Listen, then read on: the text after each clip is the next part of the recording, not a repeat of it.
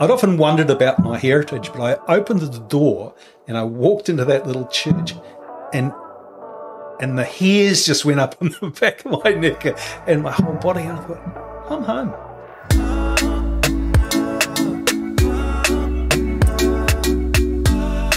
This podcast is proudly supported by the Ōtara Network Action Committee, ONAC, community-owned, community-driven and community-led. Kia ora whānau, Judy Speight here again with the We Are Ōtara podcast. Today we're talking with Lex Dillon. Lex Dillon was once a young man growing up on Harwood Crescent, went to Otahuhu College and from there went to MIT, and that childhood created for him the strong foundation that led him to become, a true leader in industry in Aotearoa. Lex is really keen to share that story with our rangatahi so that they have a sense of the way forward. And for those of you listening that are looking for a way forward, or mum and dad are hoping you'll find a way forward, I think really some of what Lex has got to share with us is great help there.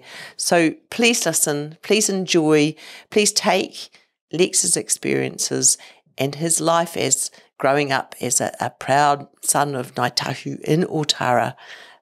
Take them with you and know that they can be your experiences too. Hey, Jude.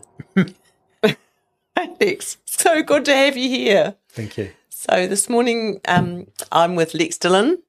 Lex and I know each other pretty well from relaxed summer days and even winter days, but never really talked too much about, where Lex came from, what he did. I did a quick Google this morning because, that's what podcasts do. I have Googled you now. Yeah. But I did know that you were a son of Ōtara and also a son of Ngāi Tahu. Correct. And that's pretty important for us. What we're doing here is that we want to bring our sons, Ōtara sons, back here to talk about their life and what happened in their life and what it was that made them great. And you are great. I know that. Great beyond the paddock. So I'd like you to share that story with me today in this conversation so that we've got, I think we've called it a blueprint, but a pathway for the kids to follow, because many kids haven't got the vision that Lex Dillon had, probably from a young age. And we're not ready to admit that that's only Ngāi Tahu blood that took you there, no. Not an Ōtara. So tell me about where it all started. Life on Harwood Crescent, it's not Harwood Crescent, Harwood Crescent. It is Crescent. It's a road that I drive down about 5 or 6 times a week. And it's, since we met you, it's been a great delight that was your origins really for us. Yeah. So life on Harwood Crescent. Life on Harwood Crescent. If I just crack back a little bit from there. So I'm the second son of a group of 4 boys. Yep. All of us born in Huntly. We were living in Huntly at the time because my mum's parents, my grandfather was a motor mechanic and he worked in the mines in Rotowara, and my dad was in the Navy. And I've got an older brother, Ross. He was born in 54. I was actually born in 55, less than a year after my brother. We're not making judgments here. No problem. And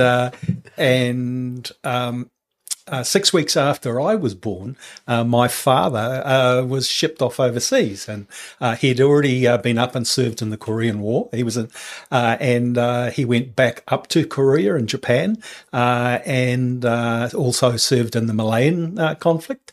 And I didn't see him again until I was 2. So, he was away 21, 22 months, I think, on that trip.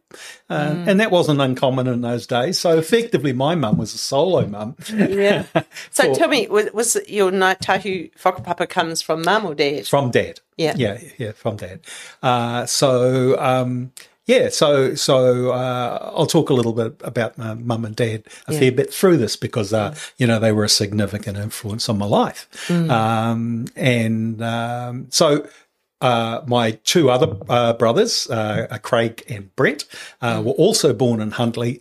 And then my dad came out of the Navy 58, 59, something around about there. And he went one day down a mine in Huntly and decided working above ground was going to be a far better career option for him. And they looked around at that time and decided they needed to buy a house somewhere. Now, being a returned serviceman, my dad was able to get a very good value mortgage through the government, and also in those days, of course, you had the not family support. What was it called? There was money paid for each child that you had in the family from the government, and my parents were able to cash that in advance, and that helped them with a deposit for a house. And we moved to this flash new suburb in Auckland. I think it was February 61. When my parents built their little 3-bedroom house, made out of Huntly brick, of course, because that's where we came from, in Howard Crescent in Ōtara. There were a number of reasons, I think, not just that it was a new suburb. My grandparents, my mum's parents lived in Papatoetoe. My mum's sister, Velda, they lived in Luke Street in Otahuhu. My Uncle Jack was a foreman electrician at the brewery. And my Uncle Maury, who was my mum's brother, he was the guy that set up Otahuhu Welding and Engineering Limited, which is just around the corner, in Love Grove. So is he still there? No, he passed away many years ago. Yeah. So, Tony loves going down there. Yeah. So we had some contacts in the air. And the other thing about it, I was thinking about this. I didn't sleep very well last night, by the way. Not because I was feeling tired. I just had all these Ōtara things going through my mind. But there was quite a few families from Huntly moved into this area. I think there was a family called the Pedens in Preston Road. There was the Warrens, they were in Bed Street, and the McLennans, who were in Hope Place. Yeah. This is the guy that Mum taught with. Graham McLennan. Yeah. Who later became principal or deputy principal at Otahuhu College. Yeah. But he went, like went through Bed's Primary, Bed's Intermediate, and Hillary College. He was a lovely man. Yeah, great guy, Graham. Yeah. And so that was sort of how we ended up in Ōtara.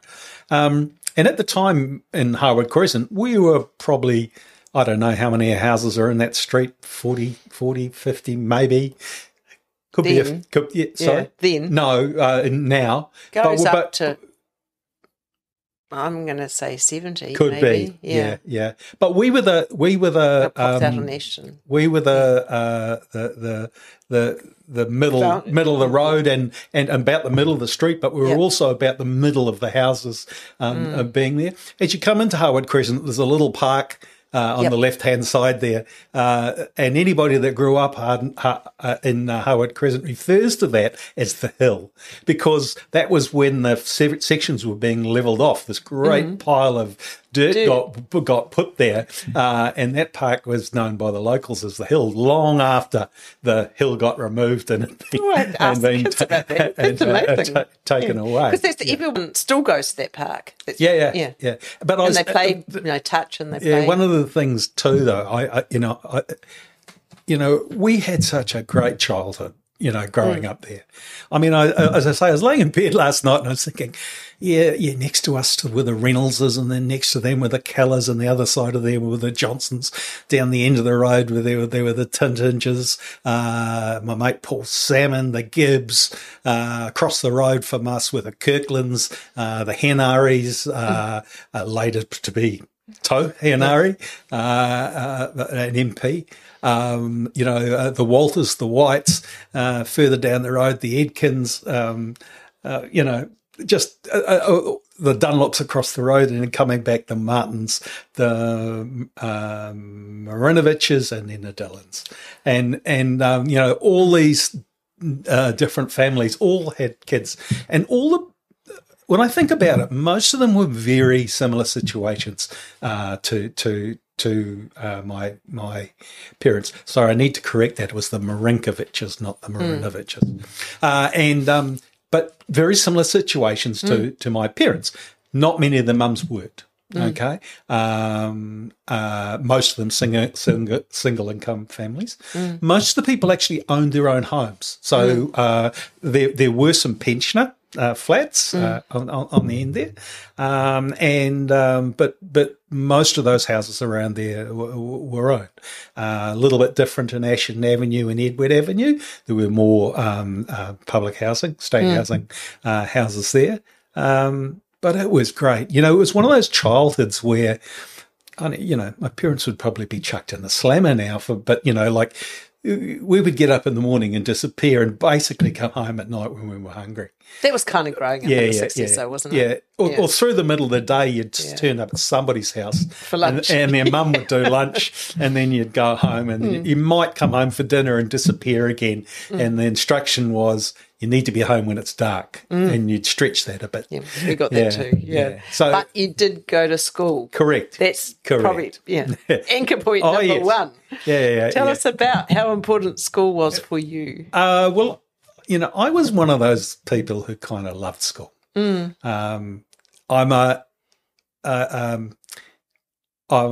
okay academically, but I'm really good conversationally. So I used to just. I remember one of my school reports. A teacher wrote something like Lex could talk the nails out of a floorboard.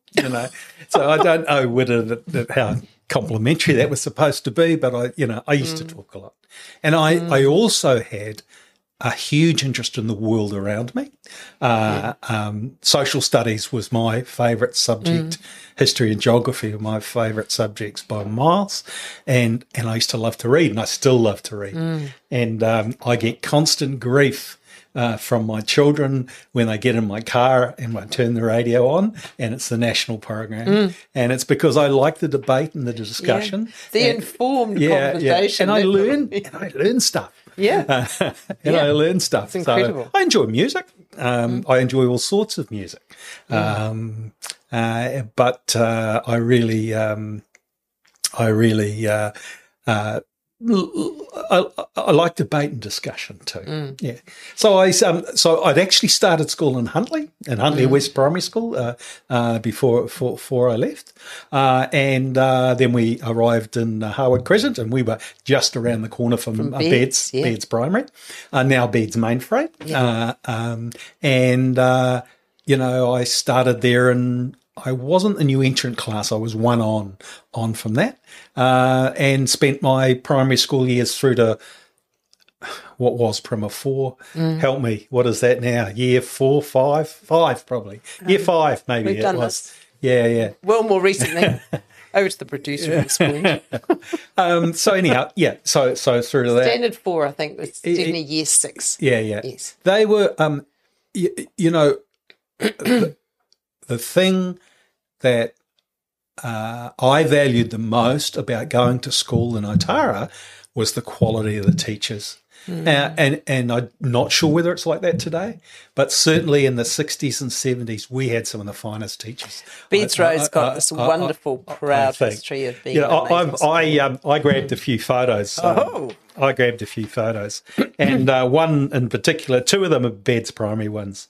And this is my 1964 photo. A couple of things I noticed from the 64 photo, if you'd have a look there.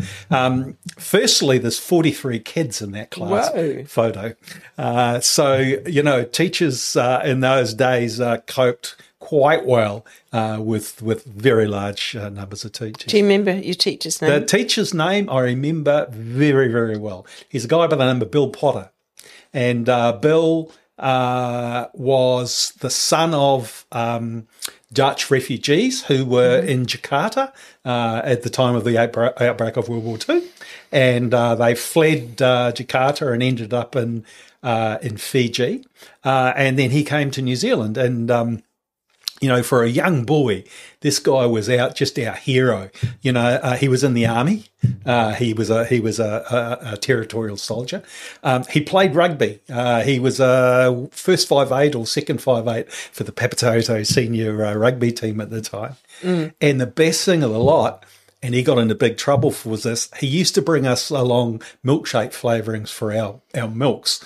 In those days, you were supposed to be having that horrible milk that was always warm. So yeah, and the only way to make the stuff taste any good was to stick milkshake flavouring in it. And and I was a milk monitor too, so I knew early sign of leadership. But it all came to a crushing end when a complaint came in from the milk department for the coloured stains in the bottom of the little half pint milk bottles that we all used to take. But he was he was a great teacher, and in fact, the last time I came across him was 5 or 6 years ago, and he's like a motivational speaker at conferences now. Wow, and a very good one as well. Yeah. But he went on to be like the worldwide president or something of something like the JCs, one of those service organisations and those things. So he was great, and Beds was one of the first primary schools in Ōtara. Sort of Beds, East Tamaki and Flatbush were all maybe within 12 months of each other. Ones like Clydemore and Yandara, they all came on later, as did Mayfield. Yeah. And Rongamai, I think. These other ones, they all came later on. But so the primary school attached to Edmund Hillary, what was that called in those days? There wasn't one. The only one, so Edmund or Ōtara College, as it originally was a standalone high school on its own. Basically the pathway was started at one of the local primary schools, went to Beds Intermediate, which is a separate school. That's down Ōtara Road on the left-hand side. It's now closed. I just stuck my nose in there now. Yeah. The woodwork and the sewing and the workshops are all boarded up, and the school hall is being used for something else in the library, that was something else. And then on to the college. Tangaroa College and Ferguson Intermediate, they all came along a little later on, which was kind of cool, because what it meant was by the time I got to Beds Intermediate, I had all these new groups of friends come in from East Tamaki Primary, from Flatbush Primary, and some of the others, But I'm not sure the inch before, but it was a very working class environment. I had lots of mates who worked in the substation housing with the Ōtara Power. The power station wasn't there at that time. This was pre that being built, and I had lots of mates in the substation there. It was really cool. So from Beds Primary, I went to Beds Intermediate. And for me, that was quite cool because my mum worked in the office. Yeah. It's always handy. If you forgot your lunch, if I forgot my lunch, there was always somebody to make sure I didn't go hungry. I used to eat a bit in those days too. But there wouldn't have been school lunches in those days. Yes, there were. There were? Yeah. Oh, school lunches that you could buy. Yeah. I always remember, you have little memories about school, and the Catholic kids weren't allowed to eat meat on Fridays, so we could get fish and chips on Fridays, but also the ham rolls on the Friday. All the Catholic kids would take the ham out of the rolls, just to make sure they were compliant for that. And so that was another thing about those days too, is when you hit it's like intermediate and high school, your primary school friends often broke up a little bit and went off to different things. So, we ended up with the Catholic kids going off to De La Salle and Macaulay, and some other kids heading off to Papatoetoe Intermediate, was then Ōtara Intermediate, but changed its name to Papatoetoe Intermediate. Oh, because it was before the motorway. Correct. Before they cut. Oh, gosh. It's hard to believe, isn't it? Yeah. So just the motorway came from Papatoetoe and basically through the back of Ōtara, because it chopped off yeah. Waimondley. Yes, it did chop off Waimondley. Yeah. And that was always, so those kids, some of those kids went to, Waimondley was one of the older schools too. In fact, I think it was actually there before Beds. Wow. You know, you kind of forget about Waimondley and Larson Street, and even though I had lots of friends over there too. Yeah, you do kind of. But quite those kids, artificial barrier with a huge road going. Yeah, but you know, it was an era where as kids we either walked or we took a bike. You know, we all had bikes. So we weren't going to. That was another one. I'm sure I didn't become. I'm not sure why I didn't become psychologically damaged by it, but you know, in those days, nobody knew anything, right? And everybody got second-hand bikes, and my brother got this really. He's at least, say, he's a year older than me. He got this really flash bike, and then when my birthday came around a year later, I got this bike, which I knew I was getting a bike, and I went there, but it was a girl's one. It didn't have the bar across the top. It had the, the thing through the middle. Nevertheless, it was a bike, and I had to clean Mum's windows for my first bike. I had it. You're talking about cleaning windows. One thing, and I think it was because of the time, because of the years that we were there, but I always worked, like right from when I was like 8, 9, 10 years old. And I think that... So still at primary school. This is still at primary school. Like, I had a number of paper rounds, and I did the courier on Tuesday and Thursday mornings, and my courier run was from Ōtara Road through to the motorway. So that included Harwood, Ashton, Edward, Beds Road, and Lappington, Gilbert, and all the side streets off there. And, you know, I'm surprised I don't walk bow-legged, because we used to have these canvas sort of sacks on the bike, and there was this unique way you'd load it up with papers. They'd drop bundles of papers, newspapers, at the Gilbert Road shops, ride down there, get the bike, load up, head off on one direction. If anybody had a fierce dog, I'll offer my apology now, because houses 3 either side of the one with the dog never got their couriers. So how much did you get paid for that? Do you remember? It might have been $1.50 or $2 a day. And that was obviously after the 1st or 10th of July next year. Well, yes, it was after that. That's I remember old people's joke, producer. Yeah, I remember that day distinctly, because there used to be all sorts of services in those days. Like you could get your bread delivered. Yeah, but hang on, let's just go. I wanted to know kind of how much. What could you buy with your pocket money from, as an 8-year-old, from delivering the newspapers? Well, it was not. So my parents came from that generation where they were very wary of debt, of borrowing money to do anything. So they would, you know, the riskiest sort of thing my mum did was lay-by, whereby you put a deposit, you left it at the store, you paid it off over 3 months or 6 months, and then once you'd paid it off, you were able to go pick up that and take it home. So we were taught very good habits, very good savings habits. I remember they had a thing, I'm still an ASB bank customer, and it all came about by my sixpence saver that they gave me when I was like, I must have been 5 or 6 years old, and they were little cards, and they had a room for sixpence in it, and once you got up to 10 shillings, you could take it into the bank and they deposit it into your in the cash. And they used to have, cash came after the sixpence saver. And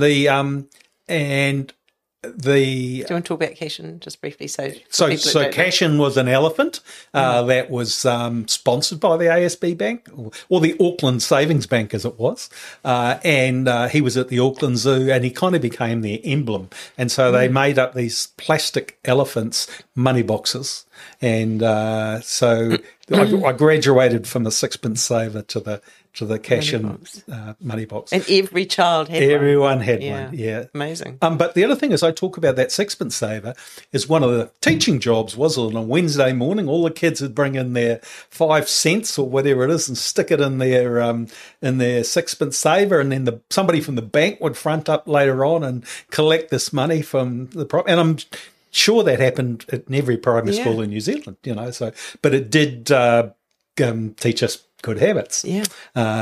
And sadly, rightly or wrongly, I'm still with the ASB Bank. I'm not sure why, because some of the things they've done to me over the years. But there you go. It's loyalty. It shows you if you get them young, you keep them. Exactly. Business tip number 1. Yeah. So in terms of money, so I did that, but that was in the morning. So like you'd be up at 4 o'clock maybe to go out and do the bike round. I'm 10, 11, 12, 13. To do that one. But in the night, in the afternoons, also had a star run. Was that every day? That was every day. Yeah. Didn't have weekend newspapers then, so it was Monday to Friday. And there was a fella, and he was known as simply as the boss.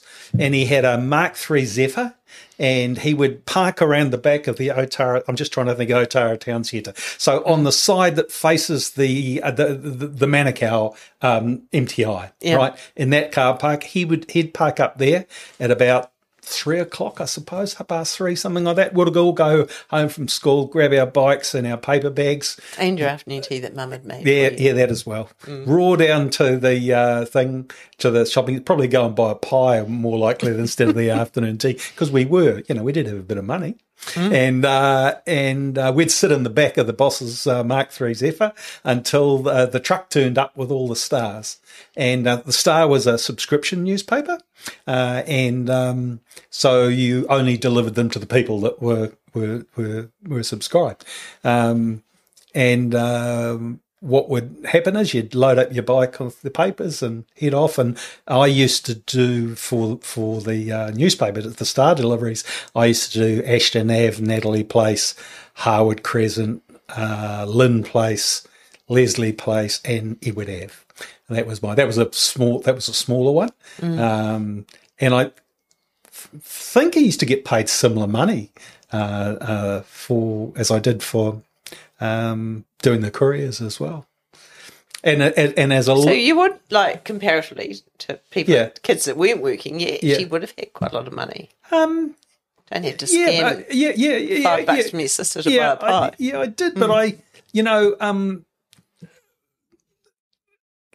we didn't get pocket money. The alternative was if I wanted the extra things that I wanted, I had to go and earn them myself. Yeah. And that included, like, in school holidays.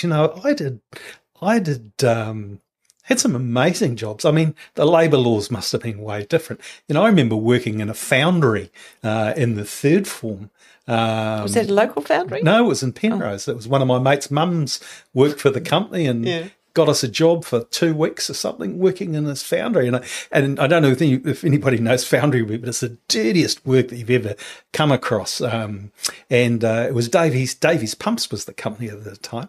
And you used to have to shower after work because you just couldn't get on a bus or get it because you were so filthy dirty. And I remember we had a very multiracial workforce, and we had these skinny little white boys going into the showers afterwards with these huge Pacifica and Maori boys and everything, and the banter was pretty ribald, shall I say. But I also remember it was the first time I saw a Samoan man with the knee to chest tattoos, and that blew me away. I wouldn't mind one of them. It never happened though. But so I worked there. I just kind of worked everywhere, to do stuff. So high school, you just high school was interesting for me. So hang on, Beards Road, primary, Beards intermediate, and from there, and then to Ōtara College. Yes, which was what it was when I was there in the third form. Yeah. And I'll just talk about a quick overview of my high school years, and then I'll come back because I want to talk about the strengths of Ōtara/Hillary education system. Yeah. So I went to Ōtara College and really enjoyed it in the third what was the third form. So coming back, we're now talking year 8. I think it is now. And it's year 9. Year 9. Okay. All right. Intermediate 7, 8. No, yeah. Yeah, 7. Okay, year 9. So year 9. Yeah. Ōtara/Hillary was so far ahead of the rest of New Zealand that time in education. So, the normal English, maths, science, but I did te reo in the third form there. I did technical drawing in the third form there. In the fourth form, my dad got transferred with his job, and we went to Whangarei. So I went to Whangarei Boys High for the fourth form in the first month or two of the fifth form. When I went to Whangarei Boys High was also a very good high school, but it was decades behind in its attitude towards its students. And I wanted to continue with te reo, with the Maori language. Didn't exist. You had French or Latin, but the concept of teaching Maori just did not exist, which is a shame because in the north there would have been a huge amount of kids who probably had te reo spoken at home. Yeah. But it was just not an option. Although it was their parents that had these skills beaten from them, of course. True, I understand that. Yeah. And probably, therefore, from that, didn't encourage their children to want to continue with that. But the other thing I did was technical drawing, and I wanted to continue with the tech drawing because it interested me, and I wasn't too bad at it. But I could do technical drawing, but that meant I was taken out of the academic stream, because if you were doing technical drawing, then you were going to be a carpenter or something. So you're going to be a tradesman, and tradesmen didn't need to know academic subjects. So their approach to education was sound and good and worked, but it was actually behind the times. We were far better ahead down there.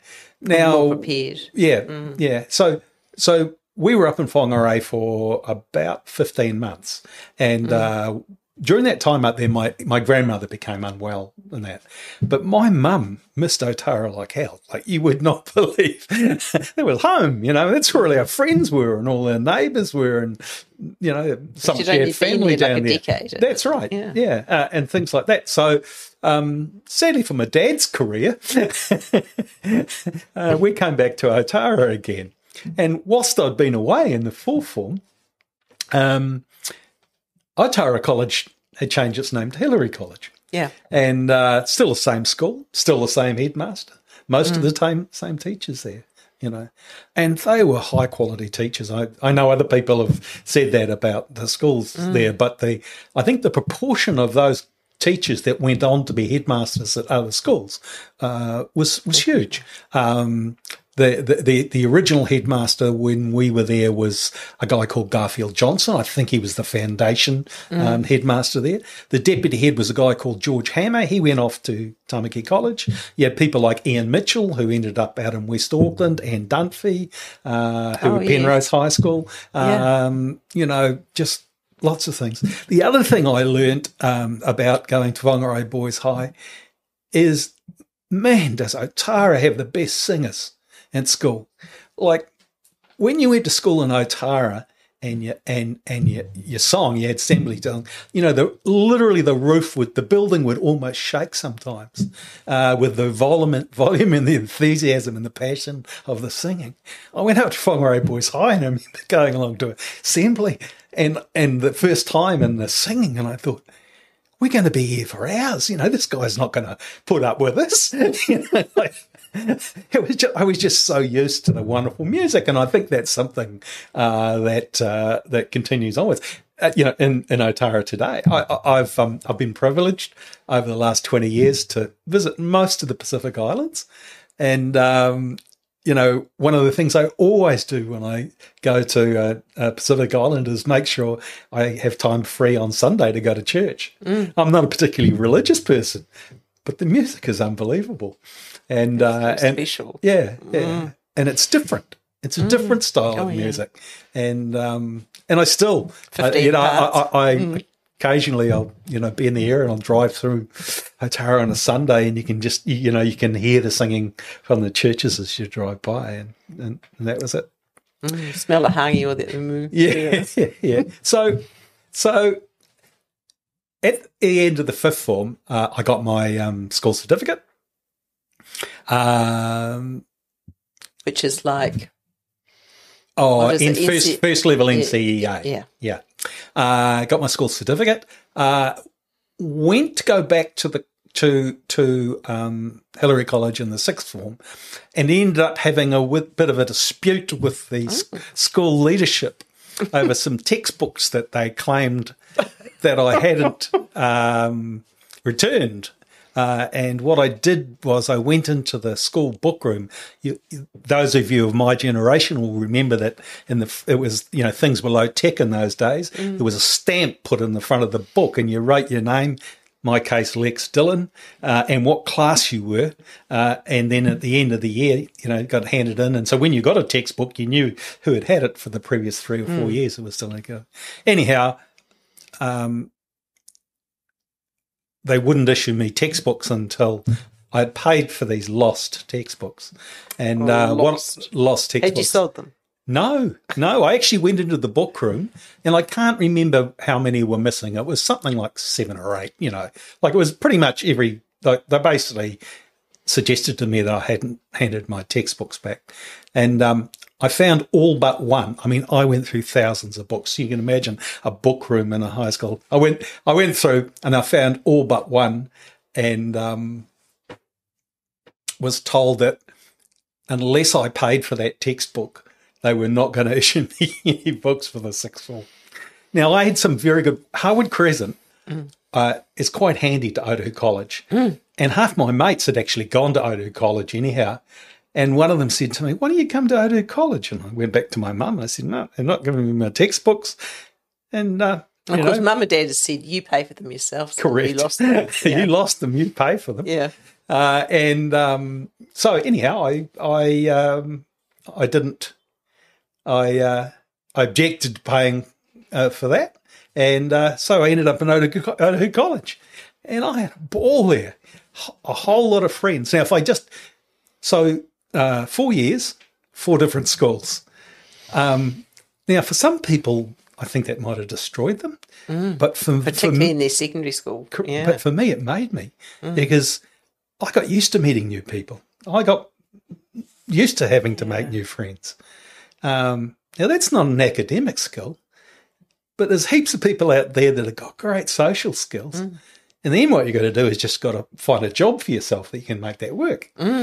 So that's what I did. So I went to Otahuhu College, and boy, was that a win for the social life for the teenagers of Ōtara and of Otahuhu, because all my Ōtara mates ended up with girlfriends from Otahuhu College. And when we had the school balls and the like, there was this big interchange of people going between the two schools, which didn't happen before because there wasn't a common link. So that was kind of cool. So I completed my time at Otahuhu College. I got university entrance, which is higher level NCEA, I guess. Yeah, and what was required if you wanted to go on to university. And I got that accredited, so I didn't have to sit the exam. That was used your social skills to achieve that, no doubt. Day of my life. And decided I need to embark on a career.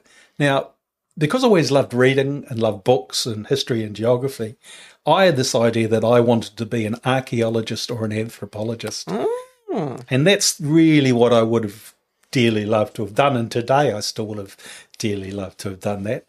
But my mother was quite a cunning lass, and she suggested to me that I get the Saturday Morning Herald for a couple of weeks and look under A and see how many jobs there were for archaeologists and anthropologists. And as I got used to earning a bit of money through school holiday jobs and delivering newspapers, you knew how important it was. I knew.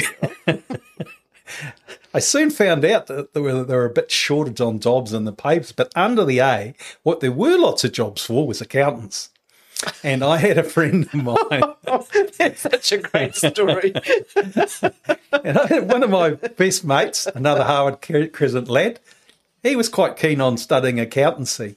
And he went off to Auckland University, but I decided to go the alternate route, and I went to Manukau Tech and studied accountancy there. And my first year, I just about failed every subject. I must say I had a wonderful social life that year.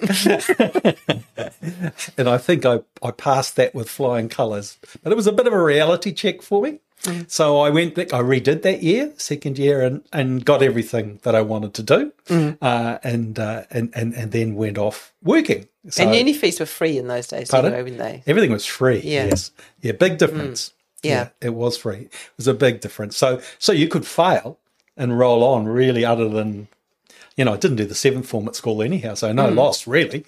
To be frank, I wasn't mature enough to make that change at that time. So you'd gone as a 17-year-old to university, or to Tech? To Tech, yes. Yeah. Without that, and that's how they always said that about the seventh form year, 13, is that year where you can grow up a bit.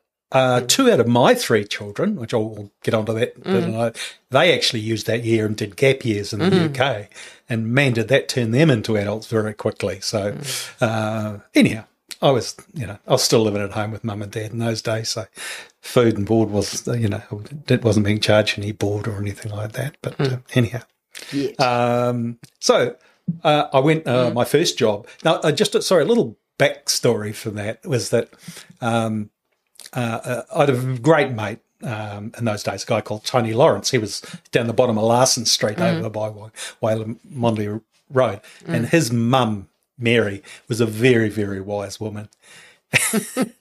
And when I just told her I was going to be an accountant, she just looked at me and said, "You're never going to be an accountant." And I said, I sort of took it as a bit of a challenge, but she was dead right. I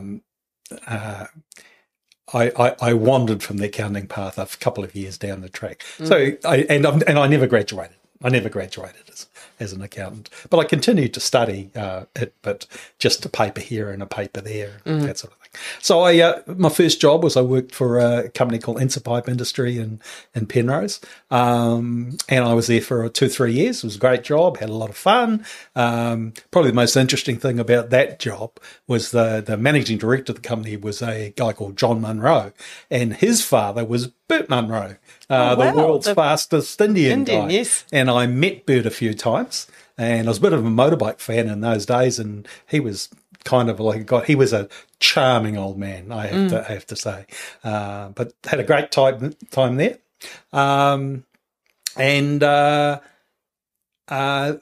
It was during that period that I met my first wife. And she was a Pakuranga girl. Lived opposite where Edgewater College was.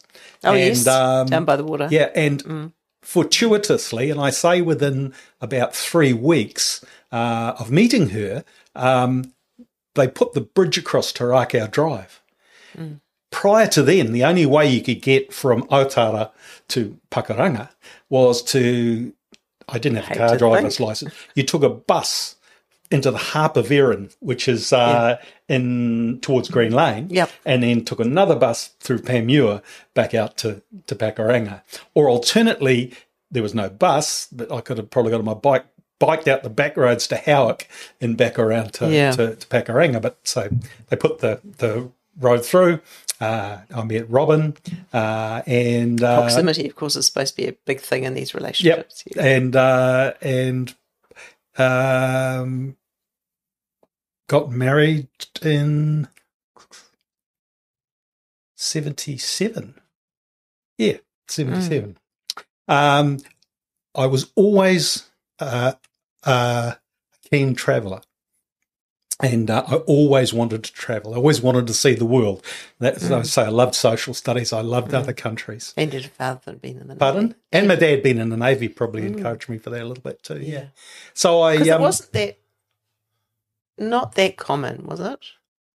for kids to go to I suppose it was. It was starting to. Yes, yeah. You know, like the people who started doing those overland trips, you know, from Kathmandu through to London and all those sorts of things. But it was at the era, like as a child, you know, we didn't go away on family holidays overseas. Yeah. You know, like the money was not around to do those. No. We'd go stay in family places down in the Hawke's Bay and that sort of thing, you know, they were other things. So, you know, it made clear to me if I wanted to travel, I was going to be doing it on my own bat. When I met Robin, she was similar to me. She wanted to travel, and we ended up leaving New Zealand and spending a couple of years away. Lived and worked on kibbutzim in Israel. Oh, wow. Worked in London and worked in Iceland for 8 months. And you know, you have things in your life that send little light bulbs off in your head. And I'll never forget working in Iceland. And I worked with a group of 3 guys. And I was almost like the sort of team leader. And were they Inuit? Sorry, no, they were Icelandic.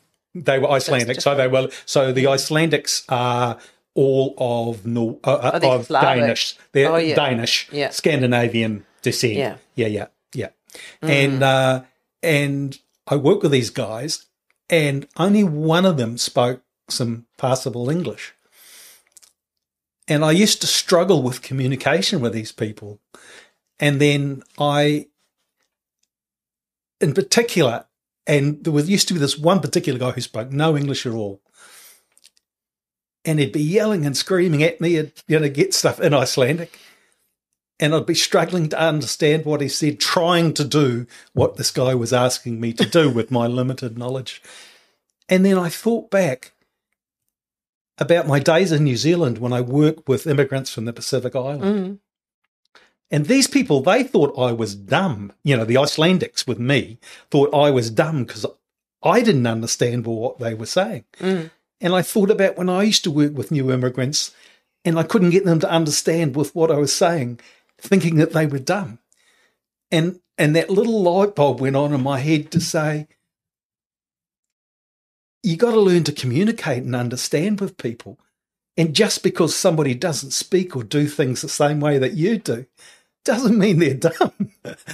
I saw it from that side of the fence because I knew I wasn't dumb, but we couldn't succeed because we couldn't communicate. Anthropological thing that it was always social anthropology that was always of interest to you anyway. And you know, in my working career, in my years that have gone by, I've always worked really, really hard to be a good communicator with people and to sit back and look at it from their perspective of what it is that I'm saying and what I'm doing. Yeah. And setting examples and showing people how things are to be done. Rather, you know, what you learn is that volume is not a measure of success. In fact, it's actually an indicator. Doesn't actually aid success either. No, it's an indication of failure. Yeah. So, wow. So spent a couple of years travelling the world. So what did you change about how you were talking with people to do that? Obviously, with them. Well, it was just as the receiver rather than the. So with me, what did you do in terms of I became more tolerant of them. Of them, and you didn't think that they were dumb. Yeah. But they were thinking you were stupid. They were thinking I was stupid. Yeah. They were stupid. Yeah. And then we just became more patient. People that know me think I'm maybe too patient and chill sometimes. But I've picked up a couple of philosophies as I've gone around the world, is that I always look for the good in people, and everybody has got good. You know, even somebody that's being, dare I say it, an a-hole to you, there'll be something good about them. And if you focus on the good bit about them, it'll make the whole nasty experience, bearable.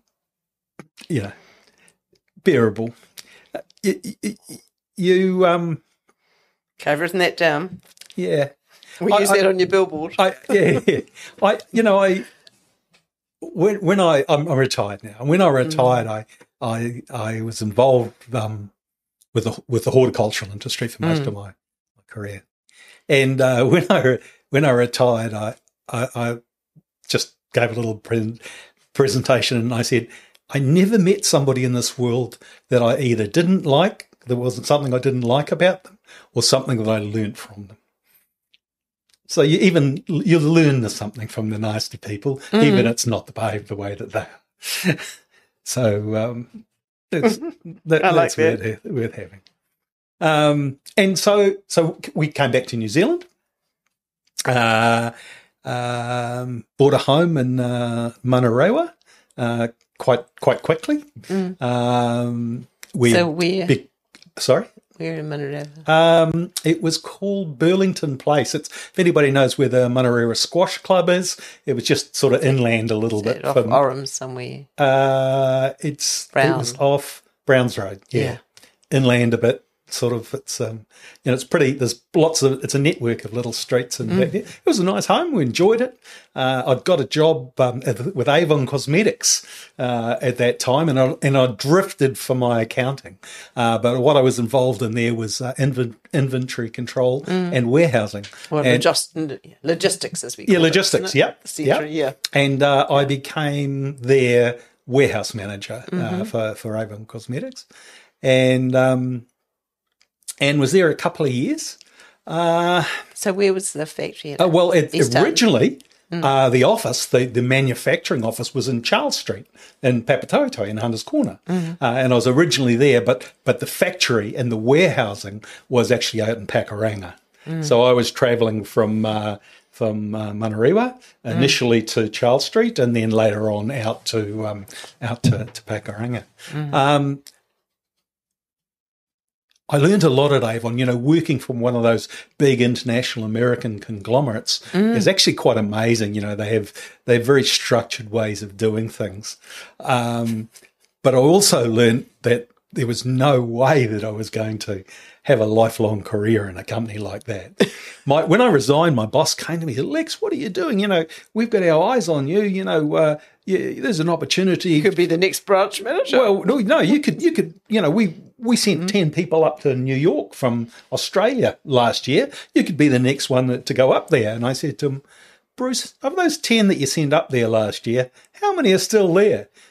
He said, I'm not sure. I said, I am. There's one. The other 9 couldn't stand it. The American work ethic is unbelievable. They all lived about 2 hours away. The head office was in downtown New York. They all lived about 2 hours away, so they had a 2-hour commute in and out of work. And once they got there, they were expected to be there at the crack of dawn. And then if you were the first one to leave at night, there was sort of a little black cross put against your name. Yeah. And the Aussies are a bit like Kiwis, we like this, what do we call it, work-life balance. So I was never going to be going off to New York anyhow. But what I did do is I actually got a job as a customer service representative with a company called Chep. And Chep are the blue wooden pallets that you see around. And I was with Chep for 13 and a half years. Wow. I started as customer services. I became the Auckland regional manager. And then from that, I became the business development manager.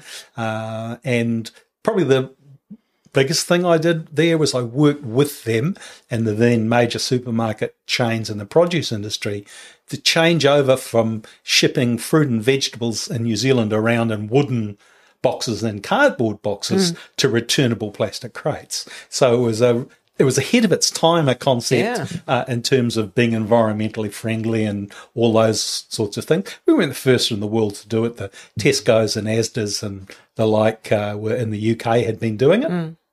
So you'd looked at the markets and made this evaluation that it was more. Yes. Yeah. Did a couple of trips to the UK, looking at what they were doing over there, looking at how they were manufactured, all those sorts of things, and got their business up and going for them in New Zealand. I must have done a good job because I got headhunted into another company to do a similar job for them, and did that for a couple of years. When I got an opportunity to go and work for a company called KPH Produce, which is at Bombay. And I spent the next 25 years at KPH until I retired. that time is with Chep and with Wetpack, which was the other company I went to, and KPH Produce was in and around the horticultural industry. And I've got to say, I love the horticultural industry. It is so much fun. It's all about people. When it comes down to it, it's all about people. But cultivating, growing, taputunuku. It's that, except for the soil is actually less important in growing today than it's ever been. So mostly the business I was in, it was called KPH Produce. It's now known as NZ Hothouse. They grew hydroponically, and they grow in anything but the soil, and grow in glass houses. The growing technology is unbelievable. I've never taken anybody into the glass houses. Like the difference between what you do with a tomato plant in your backyard and what a commercial tomato grower do is chalk and cheese. And science, having an understanding of science, and particularly plant pathology and plant biology and that sort of thing is incredible. So that would be my question about that. Is a tomato grown in a hothouse hydroponically, is that just as nutritious as something I've grown in my backyard? Yes, it is. So if I just explain, so it becomes nutritious by taking up nutrients into the plant. Plant it doesn't matter to the plant too much where that nutrient comes from. If it needs calcium or it needs nitrogen or it needs sodium or it needs phosphorus, as long as it gets it from a source, that's fine. I think one of the things that does happen, though, with home gardeners is that with a home gardener, when they harvest and pick their vegetables and that, they have the smells of the plants on their hands. Like if you grow tomatoes, touch a tomato plant, just touch it. You don't have to rub it. Touch it and then smell your fingers. It just smells like tomatoes. It does, doesn't it? I love that smell. Yeah. And half of the thing about people, it's my belief, half of the thing about people who say, oh, I really love the tomatoes from my home garden, half of it is the smell that they're getting from their hands. Is that a marketing opportunity? Sorry? Tomato cologne. Well, I once went to a supermarket chain in the UK where they were piping the smell, the bakery smell, through the supermarket. And when they did that, it increased their fresh and hot bread sales like 50%. So yes, smell. Well, I walked past a restaurant the other day and it was like a hot pot kind of restaurant, and instead of, well, anyway, you could smell the barbecue taste smells coming out, and I'm sure that's intentional. So interesting science. Yeah. Really interesting science. So you didn't try to do that in New Zealand supermarkets? No. I'm not sure that. I've got another friend of mine, another Ōtara boy, who has got a cosmetics, manufactures soap and candles in Australia. Told you about him. And he once made a tomato soap, and he said it was the worst selling soap he's ever had.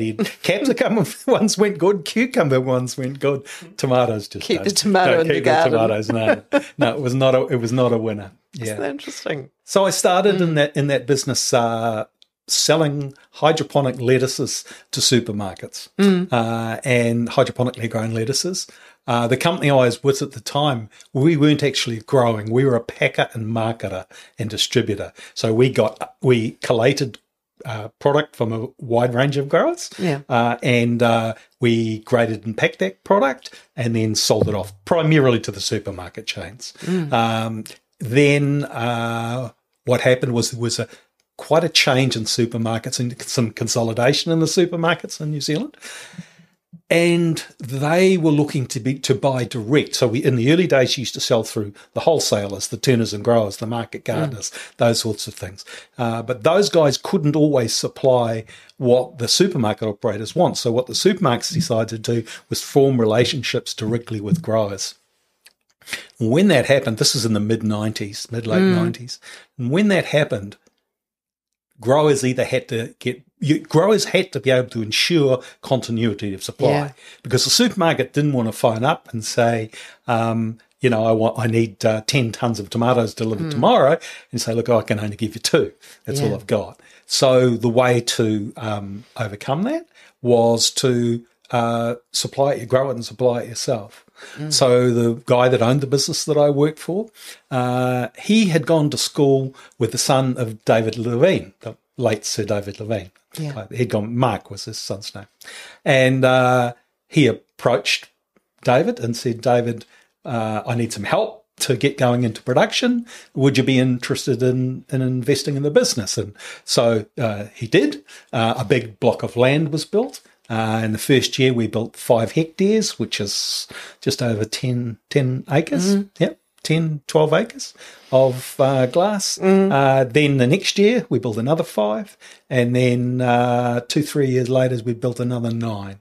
And this was all lettuces, or was that? No, in those days, it was tomatoes, capsicums, and cucumbers. And so the business today has about close to, 20 hectares, 50 acres of modern glasshouse growing. So where is it? There are 2 production sites, one in Karaka and one in Bombay. If you're heading over the Bombay Hills, look on the right-hand side. Yeah, just before you get to McDonald's on the right, there's a big glass. Between St Stephen's and McDonald's then? Yes, between St Stephen's and McDonald's. Gotcha. Yep. Next time I look at the glass houses, and that's where I worked. And look, it was great. So not long after I was that all happened, I became a director of the business. I was involved in those early days, mostly in sales and marketing, negotiating with the supermarkets. Incredibly mentally stimulating doing stuff like that. When you've got a big tomato production facility like that, we could produce on a really busy day, or a really busy week, 250 tonnes of tomatoes. 250 tonnes. That's 250,000 kilos of tomatoes. And what happens is you're picking 6 days a week. So just for simplicity, let's say it's 6 days a week, 40 tonnes a day, that's 240 tonnes, right? Yeah. So on Monday, which is a lot, 40 tonnes a day it is, right? Yeah. So on Monday you pick 40 tonnes. On Tuesday, you pick 40 tonnes. Wednesday, Thursday, Friday, Saturday, you pick 40 tonnes. And the continuity is because everything's inside. Because the plants are continually producing. So on Monday, tomatoes, the wholesale price of them might be $3 a kilo, right? And if you sell the 40 tonnes, you'll get $3 a kilo for them. But if you don't sell them and you maybe sell half of them, and you carry them over to Tuesday, then you got 60 tonnes to sell because you got the 20 tonnes from yesterday plus the 40 tonnes that you're picking today. Yeah. And just say, for some reason, you sell nothing that day. Next day, you've got 100 tonnes of tomatoes. And then you've got a big issue. Right. So the stuff that you've got on Monday might be worth $3. By the time you get to Friday, you're selling tomatoes for $1 a kilo. Okay. And they cost you $2 a kilo to grow. We see that in the food rescue business. Okay, you do. You see it in the food rescue business, but you also see it in the supermarkets, like right at the moment. Okay, there's not an oversupply. The weather conditions have made, even within glasshouses, the weather conditions have made it difficult to grow. So therefore, the prices are high. But there will be a day around the corner when production will come in, the sun will come out, everybody will be planted up, and the price will come down again. So the advice there for shoppers out there is buy what's seasonal and in plentiful supply. Doesn't matter, you might have gone into the store to buy tomatoes, but if it's broccoli that's cheap, buy your broccoli that day and get some tomatoes the next time, because they will be cheap somewhere along the line. That's, people might go poo-hoo with that, but actually it's what our mums did. Exactly. And it's so much better, just because, whoever's cooking the spaghetti bolognese says tomatoes, well, get a tin of tomatoes. Exactly. If you want to be cheap. Now, the downside of that is you don't know where those tomatoes have actually come from. No matter what the label says on the tin. It will say the country of origin on the tin, but chances are if they're canned, they're not from New Zealand. And the other thing about canned tomatoes is they've got the reason that they can often taste very good is they have salt added to them. And they're not good for you. So they're not so good for you. But if you're leading to feed a family, and that they will still be good for you, just not as good as the fresh ones off a that you paid $18 a kilogram for. Correct. Yesterday. So, okay, stimulating, amazing career. What's in your future, Lex? What are you doing now? You've retired. What's on your horizons? So I quite surprised during my time in the tomato industry. I became involved in industry affairs, just like for the way dairy farmers and cattle farmers have federated farmers. Growers in New Zealand, that's vegetable growers, peach growers, kiwi fruit growers, apple growers, etc. We have an industry organisation called Horticulture New Zealand. So does the same job, lobbies for the interests of farmers or horticulturalists in New Zealand. And, in the last 20 years, the horticultural industry export has had the fastest growth of any product group in New Zealand, and also includes grapes, which gets turned into wine, but technically that's horticulture. So it's horticulture as a exporter has grown significantly through that time,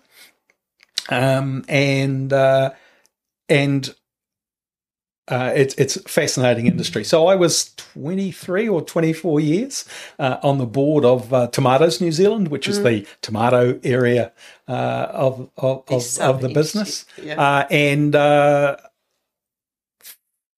out of the blue for me, as far as I was concerned, in 2021, I was made a life member of Horticulture New Zealand, which was a real honour for me. I'm a bit of a humble person in that context, and still to this day not quite sure why they honoured me with that, but nevertheless, that happened, and as a result of that, I have been working with the industry on some research projects. And I'm not a research scientist, but what I am is a person who has worked in the industry for 35 odd years, and I know what works for growers and what doesn't. Sometimes when you get research projects, it's really good for science, but it's not practical to use in a real-world situation. So what I'm doing is there are a number of projects going on to grow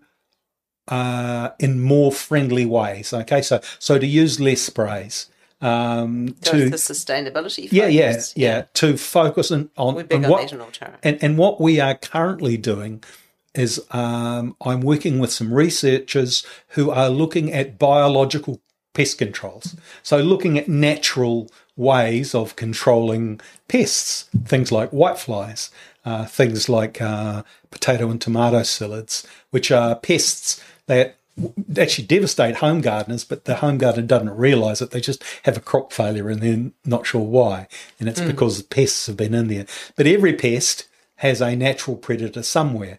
The issue that we have is that because most of our pests come from overseas, the pests get in, but their natural predators don't. So just like rabbits and deer and those sorts of things, because they don't have natural predators, their populations explode. And what we are doing is identifying either native species of beneficial insect or introduced species of beneficial insect that are already here within the country. And so that's one of the things that's keeping me busy. So who's the research organisation you're working with? So there is a group that has been set up within the horticultural industry, and it's called A Lighter Touch. So, and everything is as in the name. So what it's looking to do is to find, as I say, environmentally, sustainably friendly interventions for pest control that already exists within New Zealand. I really love that. And it's a neat project, and it's a fun project. It doesn't take up too much of my time. The other thing I've forgotten to say is I had I've got 3 lovely children, a son and Don't his forget the partner. kids. No, did not forget the kids. Son and his partner who live in Pukekohe. My daughter, who has recently moved to Christchurch.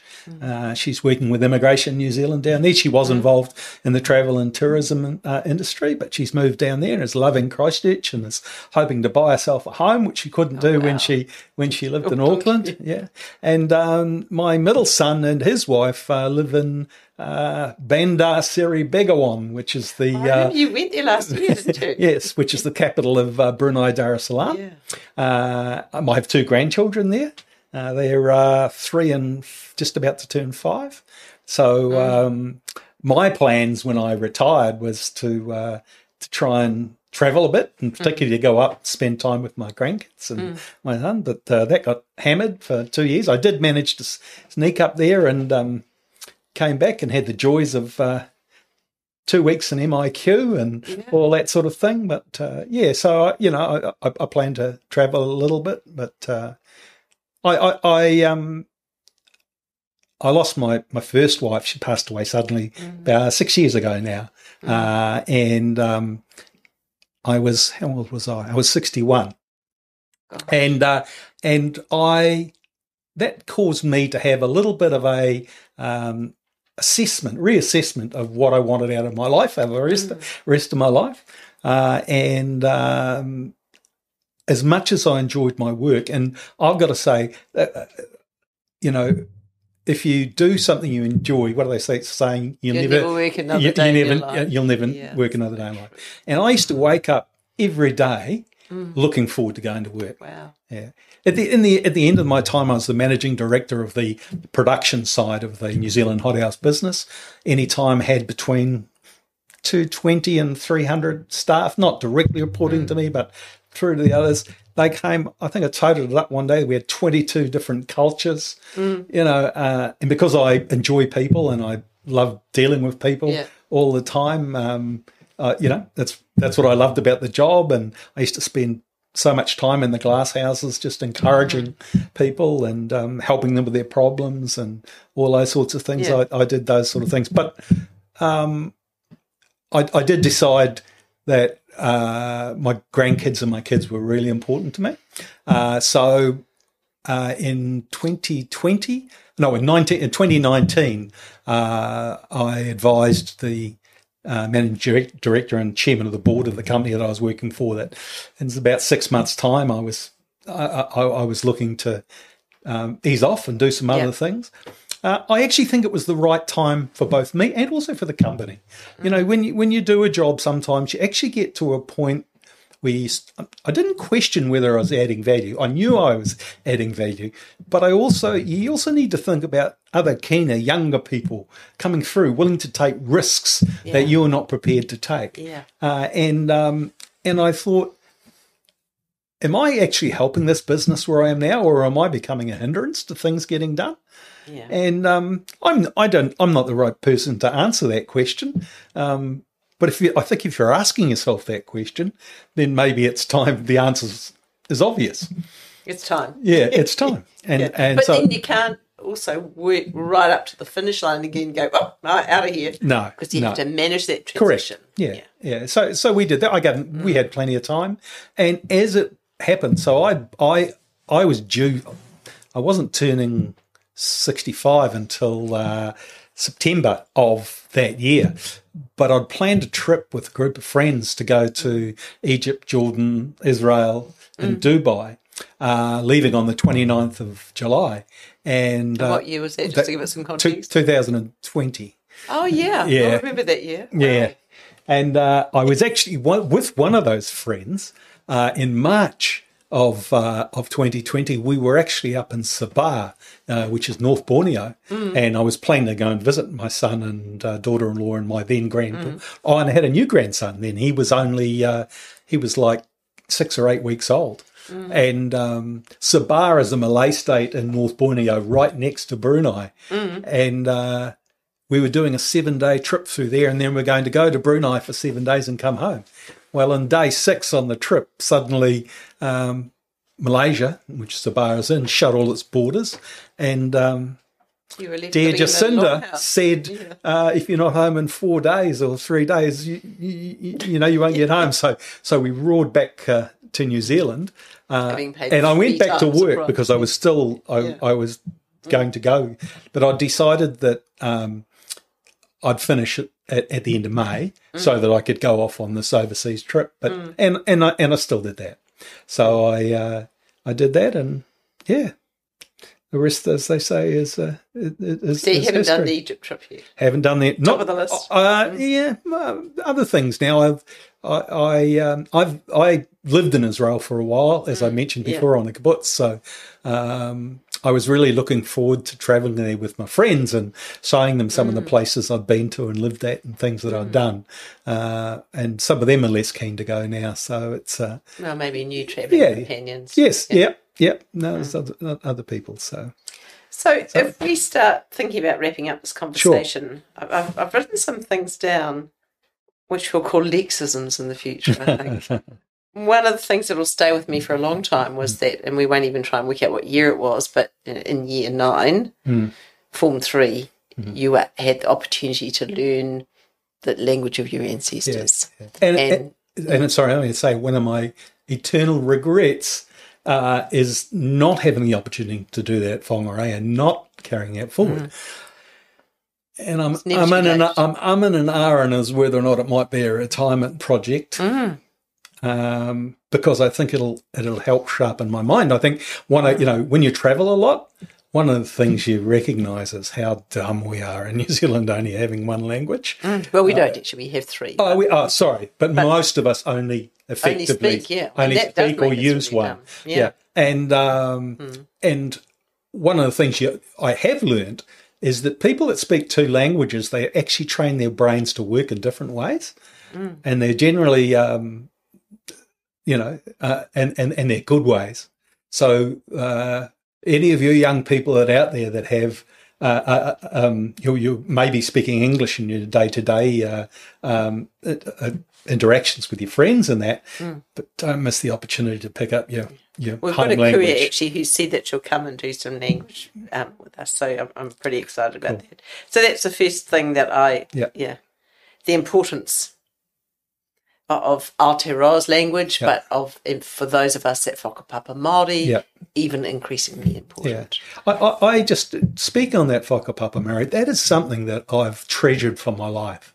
You know, when I was at high school, Ngāi Tahu were always an iwi that have invested in their people. You know, they did stop through the 70s because they needed all their funds to fight for their treaty claims and their rights. But when I first studied accountancy, I applied and got given a grant, and I think it was like $90 or something. But that paid for my commercial law textbook. And $90 at that stage was like a week and a half's wages. You know, it was a substantial amount of money. Yeah. And they still do that with education grants. It's amazing. And those things are out there. And if people do know who they whakapapa to, then I'd encourage them to look into that, to look at what opportunities are out there, what support you can get. You know, as I've got older, I've become more and more interested in Ngāi Tahu and what they do. I'm a supporter and investor in Whairawa, which is their kind of superannuation fund. Some of the various enterprises are pretty amazing. They are. You know, they've been canny investors. They've had their goodies and their baddies, but generally they've been more positive. The other thing about them as an iwi is that they have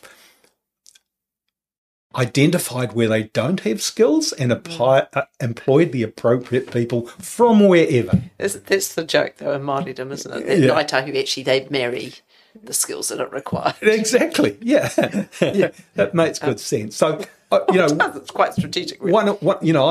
I whakapapa to tū marae to Kokorarata, which is Port Levy, and it's also known as Port Levy on the Banks Peninsula, and Onuku marae, which is in Akaroa. And I was in Akaroa first time probably 10 years ago. Went there, and if anybody ever goes there, I'd really recommend you go to the marae. It's just over the hill from the township. It's about a 4K drive. And it's amazing that the marae itself is spectacular. They've built an amazing wharakai, and the meeting house is spectacular. But there's a little tiny church about as big as this room there. And it's beautiful, and it's just to one side, and it's been there for more than 100 years, sort of thing.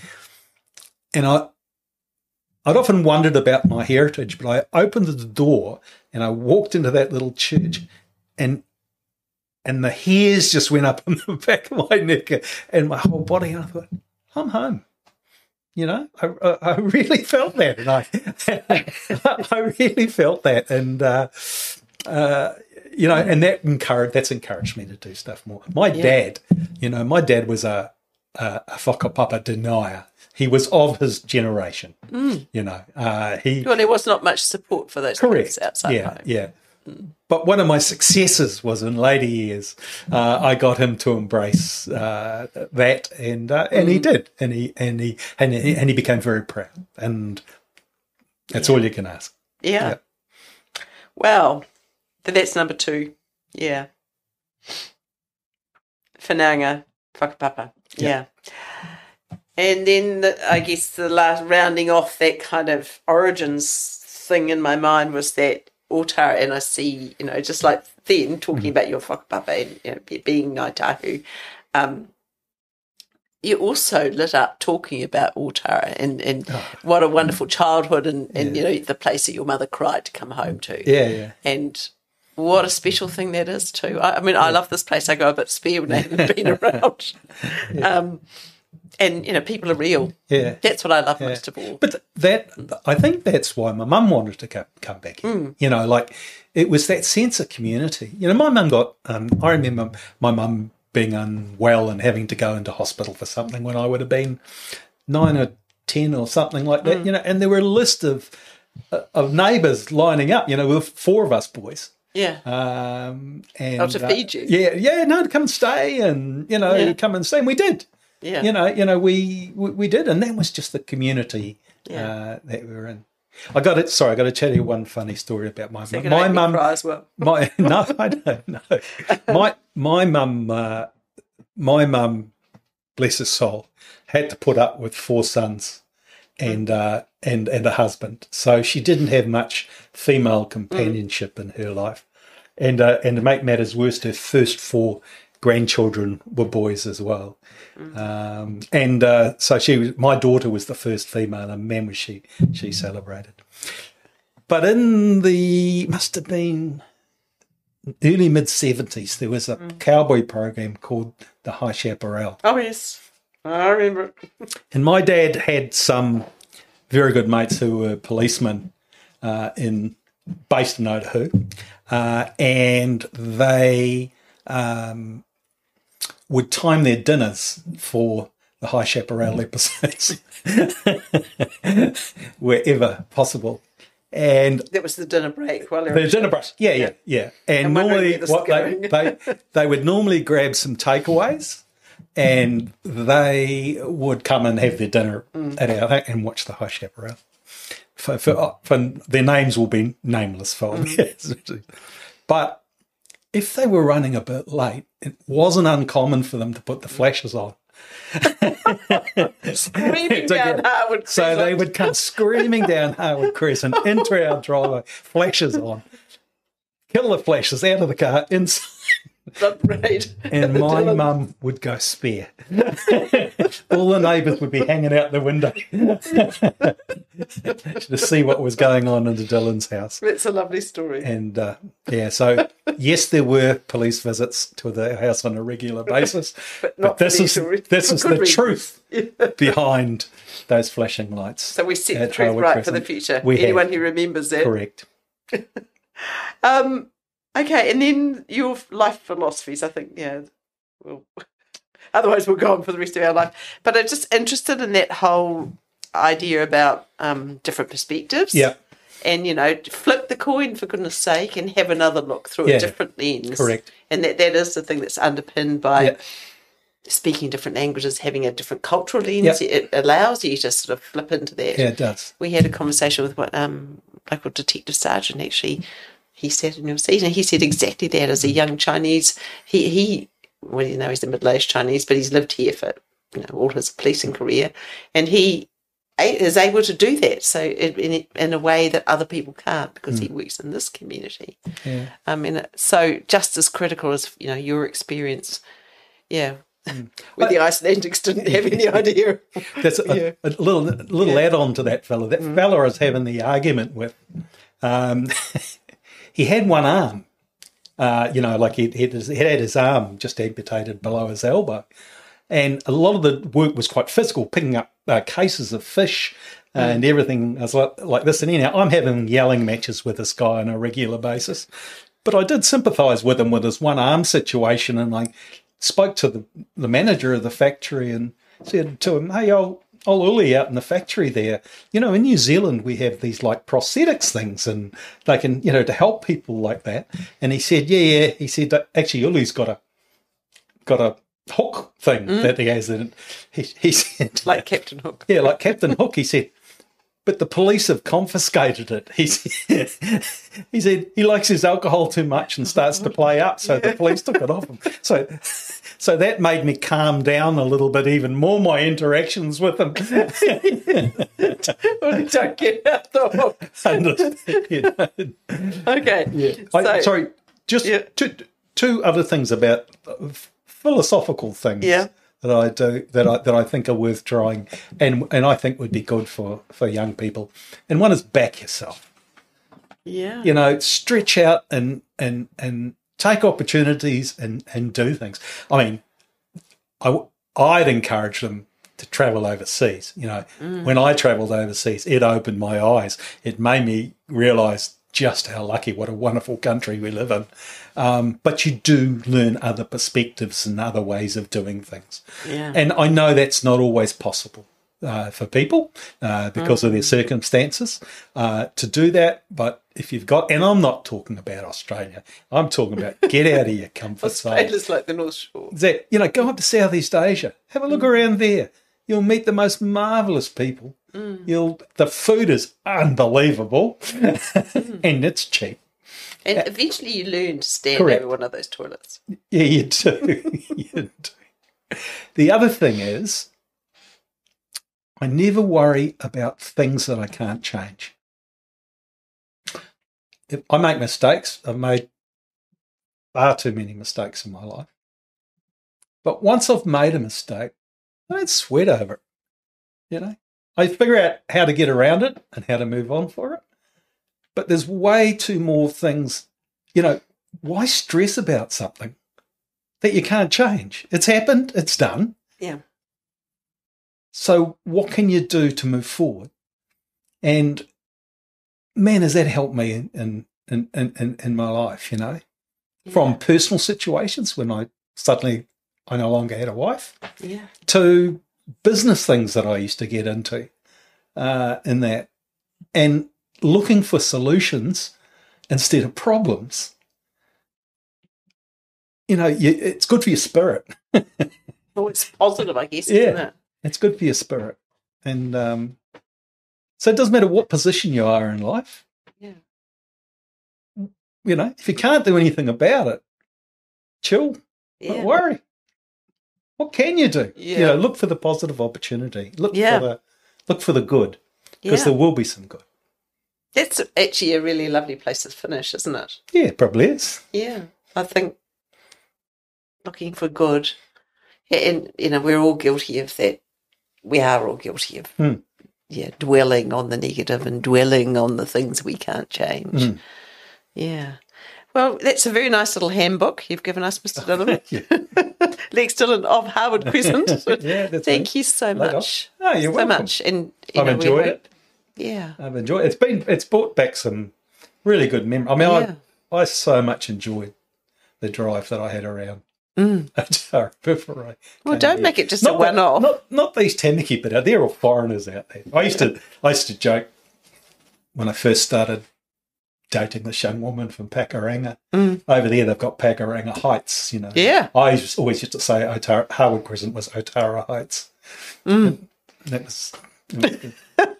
I actually, as I say, I tell you how Still got the flashed houses. how Ōtara I am. I got married in the little church on the hill. Oh, did you? Yeah. Oh, how gorgeous. Yeah, that was good. Not many guests. Sorry? No. No. They're part of the plan.